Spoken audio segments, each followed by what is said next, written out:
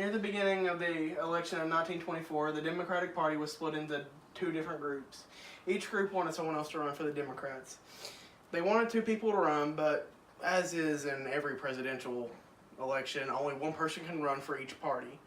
And this caused huge debate because half the Democrats wanted John Davis to run and half the Democrats wanted Charles Bryan to run. There was debates over this for huge amounts of time, and there was bickering, but after all the bickering and after everything was settled, they chose John Davis to run against Republican La Follette, or Republican Calvin Coolidge, and La Follette the Progressive.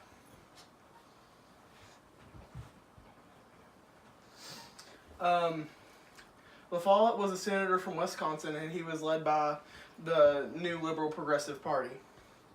La Follette was from, as it says, he was a senator from Wisconsin. The party he ran for is the Progressive Party, and he supported the common man.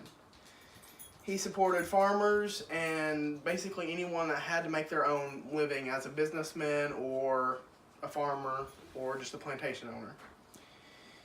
In his eyes, he opposed monopolies and big businesses because he thought they hurt farmers, and he did not, like I said, he was for the common man and he didn't want to hurt the common man, so he was against those things. So he was also pro-labor union because he thought what was going on in the factories was wrong. He did not stand for child labor. He was a big opposer to child labor, and he did not like the labor hours for the labor workers either. He thought that was unfair, and they was getting paid unfair, and he just believed everything about them was unfair. And one of the reasons, he always thought the work in the factories was dangerous, but putting children in it's not fair for the children or the workers and the parents for the children either.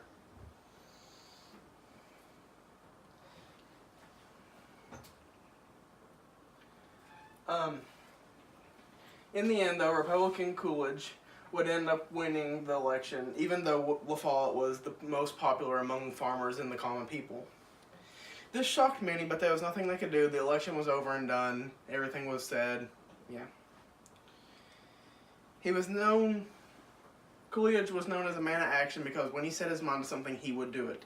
And this would eventually help him gain popularity from people who at first did not like him very much. He was also extremely conservative, and he was also against child labor and other things because of his conservativeness. Yes.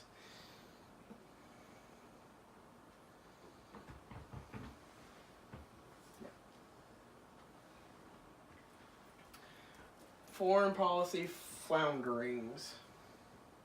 Coolidge believed in isolationism just like almost every other president before him. He believed that America should stick to itself and stay in their own business and not bother anybody around them. However, there was a few exceptions to this rule. Those was Central America and the Caribbean, where America fought in a few little armed things here and there in Haiti and Nicaragua.